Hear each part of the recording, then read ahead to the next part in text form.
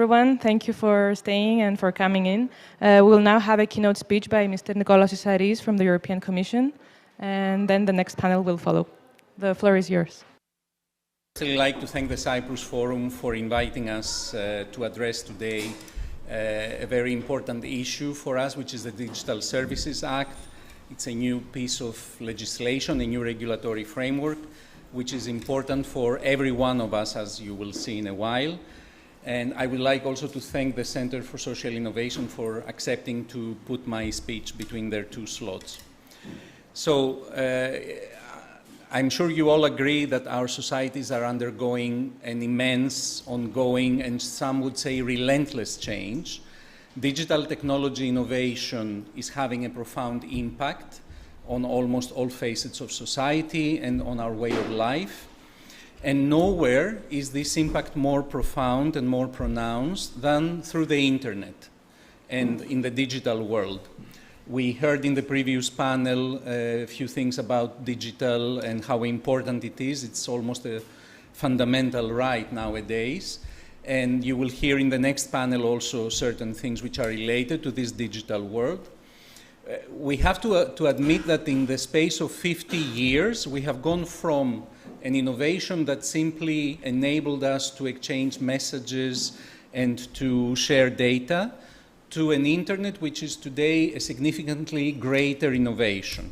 It's a tool that has fundamentally altered the way we read, play, shop, move, etc. So the internet has revolutionized how we communicate in our work environment, but also in our social environment, how we search, how we receive the news, how we make consumer choices, and it has created an entire new digital world. And I'm sure you know that large online platforms dominate this digital sphere. In social media, online marketplaces, app stores, search engines, and also in information and navigation. And you all recognize names like Facebook, TikTok, Google, Apple, YouTube, and what have you. Some companies own multiple platforms across different services. This could mean having a significant degree of influence on the user's online experience. So as society, how do we navigate through this new reality? How do we safeguard fundamental human rights like freedom of speech or freedom of choice? Is there an EU added value? And if yes, what does it look like? So this is what I'm going to answer today. So, of course, technological innovations throughout history have created new parameters for society. With every innovation, societies, citizens, governments, and institutions have had to adapt and to reflect on how to adapt. And of course, also to assess how and where fundamental values fit into the new social paradigm. Ultimately, what societies had to do was to identify how to set up a regulatory framework that ensures two crucial elements. One, a commonly agreed playing field in which the new practices are conducted, so that to instill predictability, fairness, and healthy competition, and to encourage and harness the potential of the new technology. And two, the necessary safeguards that should be in place so that vulnerable parts of society are not left behind or disproportionately impacted. We are living a time of fake news and disinformation, deep fake videos, algorithms, targeted ads. So new challenges have emerged that threaten fundamental rights, civic discourse, and public health. So it's even more pressing that an appropriate legal framework is in place. And this is what the EU's digital strategy is about, and its cornerstone legislation, which is the Digital Services Act. So the Digital Services Act is a new world-leading regulatory framework that aims to do two things. One, to empower online users with the necessary rights, procedures, options, opt-outs, protections for a safe and fair online presence. And two, to bestow very large online platforms with the responsibility and the accountability that their market position dictates. a responsibility for assessing the inherent systemic risks to fundamental rights, designing mitigating processes, and ensuring transparency in their practices. It also gives the EU the power to supervise the platform's compliance in undertaking this work, to minimize the threats to the public interest, fundamental rights, etc.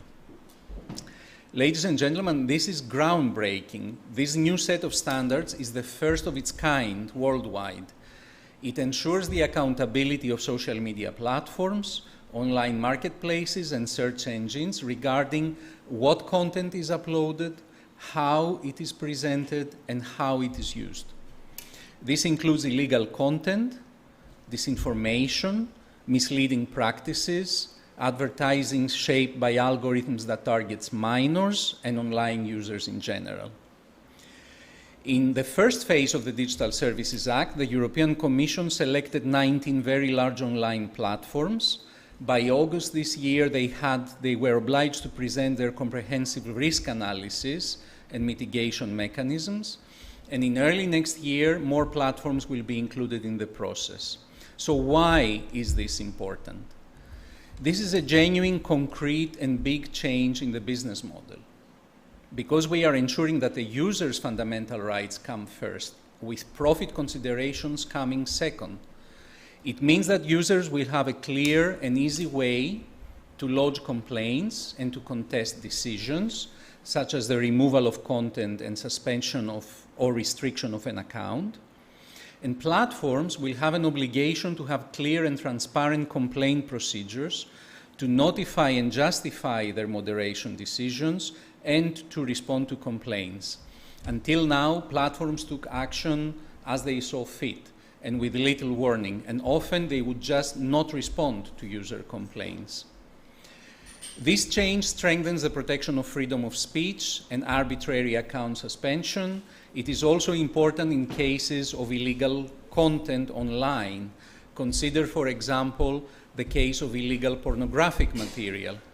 With these changes, a victim of revenge porn, for example, has easy and clear ways of notifying a platform of the existence of illegal content and can request its removal, while the platform is obliged to handle the complaint. At the same time, the platform should already be aware of its system's risk for such occurrences and have a comprehensive mitigation strategy on how to avert and deal with the uploading of illegal content. On countering the risk of echo chambers, misinformation, and consumer choices, users will have a clear way of identifying how the platforms are using their algorithms to present information. And most importantly, they will have the option of modifying it and opting out. For online advertising, users will be able to see who paid for the advertising, how algorithm profiling was used to identify the user, and clear ways of modifying this.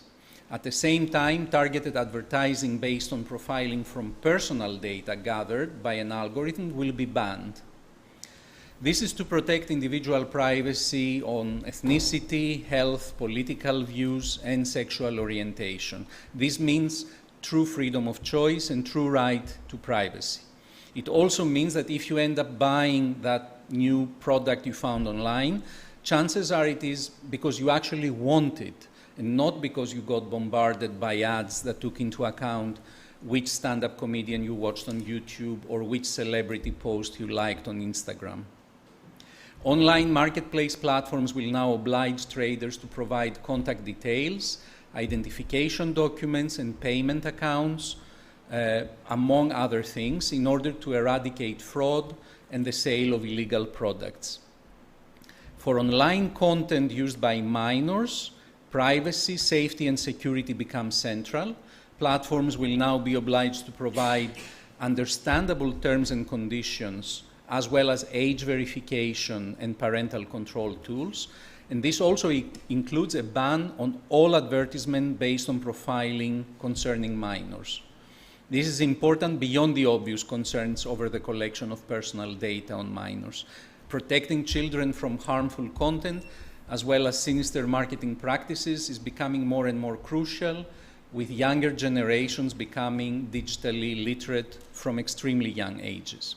So the Digital Services Act ensures protection from misleading practices that aim to deceive users. So, for example, platforms will no longer be able to make unsubscription harder than subscription, or make certain choices more difficult or time-consuming than others. This is not trivial. It immensely conditions the online experience of users.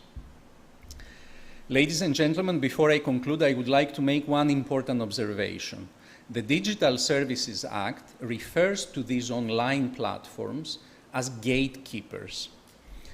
The term is not arbitrary. It reflects the EU's approach of shared responsibility and accountability and collaboration. Online platforms are neither adversaries nor neutral bystanders. They are crucial actors in the digital sphere and part of the solution in safeguarding EU citizens' fundamental rights and civic discourse. That is why the Digital Services Act is important, why it matters to EU citizens, and why we wanted to present it to you today. It empowers users, it establishes clear responsibilities and accountability to online platforms, and crucially, it provides a framework for shared responsibility in protecting fundamental rights in the digital sphere. Thank you very much for your attention, and thanks once again to the Center for Social Innovation for their slot. Thank you.